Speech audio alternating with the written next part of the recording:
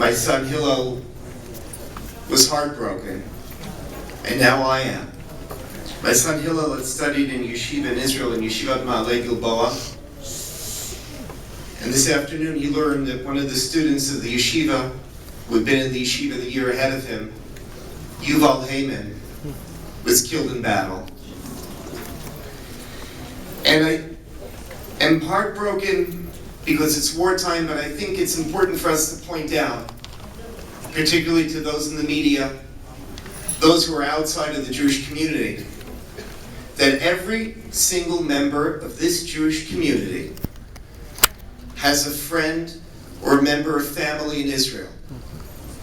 And each one of us is only 2 or 3 degrees separated from those who have been touched by the ravages of war and the horrors of terrorism.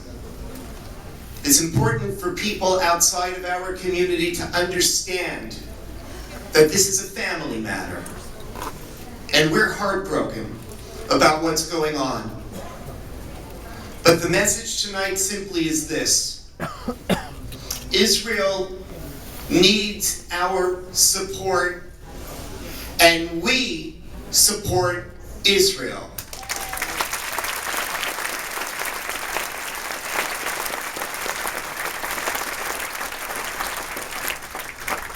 Last week, Rabbi Reuben Pupko and myself went on a solidarity trip to Israel. And for those of you who can make it there now, I strongly urge you to do so. The amount of gratitude that we got from average Israelis is overwhelming. And by the way, it's bizarre. They're thanking us. It's their boys who are going to the front. It's them who are preserving the state of Israel. And yet we were thanked. I have to tell you, last night I got a note from a congregant who now lives in Detroit who said that someone in Detroit spoke about our visit to Israel. It's critical that we go and that we support Israel. It is a difficult time. It's small things and big things. The hotels are empty. Children are traumatized. You know, we went to visit Naomi Niederhofer, who was a young woman from our community. Her parents are sitting right there in the 3rd row. Naomi lives in Kibbutz Saad. Kibbutz Saad is 3 miles from the border with Gaza. In her kibbutz, 75% of the people have left. It is not an easy time, and it's not an easy time when you go to war. Adi, the daughter of another friend of ours, has the sad task today at age 20 to go to funerals of her friends, of boys who fell in battle. This is not an easy time, and Israel's best and brightest are the ones that go to the front lines. The ethos of the Israeli army is Acharai, follow me. It is the commanding officer that goes first. It is the units that go into battle first that are considered elite, and those that are chosen by the best, by the brightest. And they're the ones that are falling in battle. And the pain lasts forever. I remember once going to a cemetery in Israel on Yom HaZikaron, on Israel's Memorial Day, and 40 years after the Yom Kippur War, you see elderly parents going to their children's grave and crying. This is a difficult time, and Israel is under attack. And that's why we must support Israel. Israel is under attack by those who have been whipped into a frenzy, by Hamas, like those who attacked 8 synagogues in Paris this week. And Israel is under attack even from those who do so naively. You know, we need to be able to tell our story. We need to explain to people that Bashar al-Assad has murdered 50,000 civilians in the last 3 years. And of course, countless more have been raped and tortured by him. ISIS has killed 5,500 civilians in the first 6 months of the year. Yet it is only those who want to condemn Israel that all of a sudden wake up when there's civilian deaths in the Middle East. And we need to be able to tell our story, because there are people who are idealistic, who will look at you and they'll say, but what if Israel opened up the ports in Gaza? Not realizing, of course, that means that even more rockets would get in, but fine. What if we opened the border crossings? Of course, nobody would come in as a suicide bomber. But you have to reverse the question. The question is, what if, since 2005, Hamas concentrated on economic development?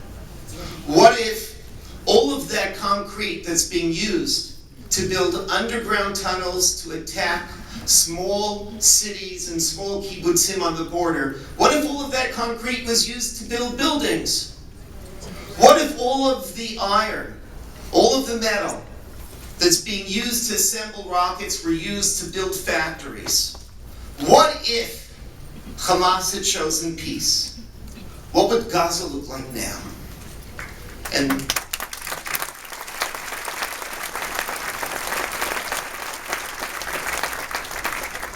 Israel needs our support, and we need to support Israel. And I want to tell you why I support Israel.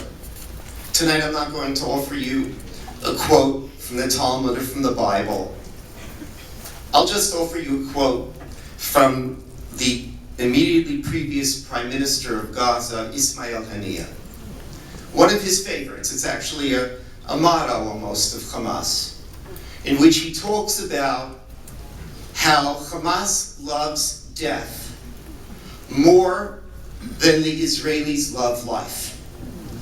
And I can't tell you that this is exactly why I support Israel. Absolutely right. We love life. And Haniyeh knows it, by the way, because in the past year, both his mother-in-law and his granddaughter have been treated in Israeli hospitals. That's how much we love life. We treat members of his family. I shudder to think what would happen if any Israeli was in a hospital in Gaza, let alone a member of Netanyahu's family. We love life, and we're proud of it. They tell their children to be human shields. They try to prevent their civilians from taking cover. But we really love life. And our soldiers are slandered, sometimes even slandered by the foreign press, who needs to know better. Our soldiers do everything to prevent the loss of life. I was telling you about Yuval, who went to my son's yeshiva. Let me tell you a little bit about the yeshiva. This is a yeshiva where you have interfaith dialogue with Muslims. This is a yeshiva in which every single student is taught the strictest ethical code, that every human being needs to be treated with respect, even those in the enemy. This is the boy that fell in battle today. This is what our soldiers understand. And by the way, if you look at the statistics, Israel, in terms of avoiding civilian casualties, is doing far better than NATO did in Kosovo in 1999, and far better than the coalition troops in Iraq from 2003 onward. We have a record that we can be proud of.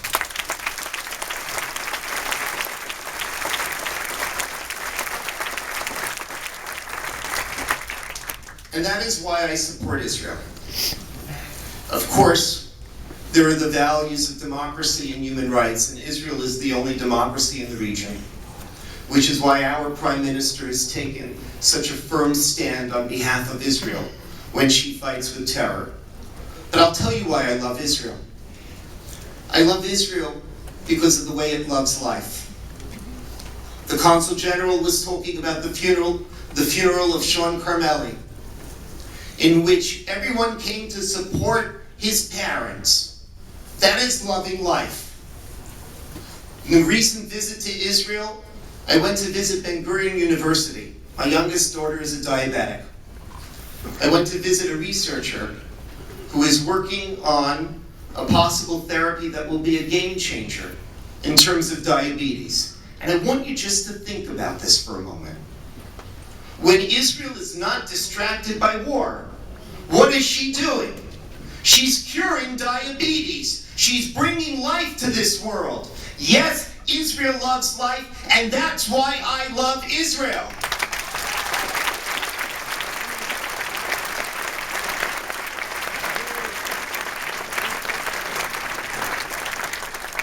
And Israel's love of life is nothing short of inspirational.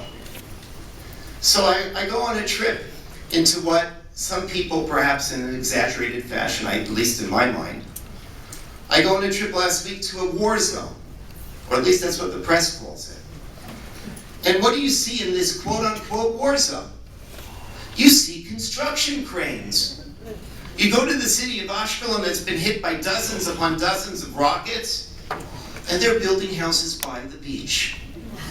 You go through Tel Aviv and Jerusalem, and there's all of a sudden new construction cranes here, there, and everywhere. And that's what's amazing to me. That's what's amazing, that even in Sderot, which bore the brunt of Hamas's attacks, there are people who are building and building and building. I had a young girl in Sderot turn to me and say, listen, she didn't even know who I was. I'm just sitting next to her at an event. She says, listen, you live in Chutz La'aretz, you live outside of Israel. Why don't you make Aliyah? Why don't you move here? And I said, wait, where do you live? I live in Sderot. Oh, okay. You're asking me to move here. I understand now. But that's the point. There hasn't been really more than 1 or 2 years that Israel has been free of war. And look at what Israel has done in 66 years. Look at the country they've built. Year after year after year, they continue to build. Every year. New inventions. New companies. New buildings. In the airport, new immigrants. Look at what this country is doing. Yes, indeed, Israel loves life. And that's why we love Israel.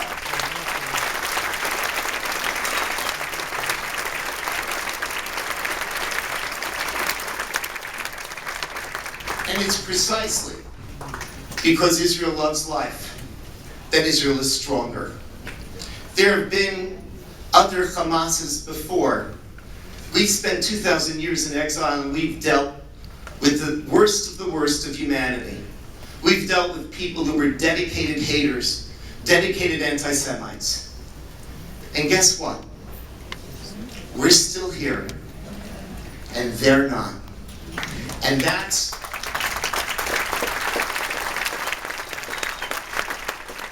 when we stand here tonight, even with broken hearts.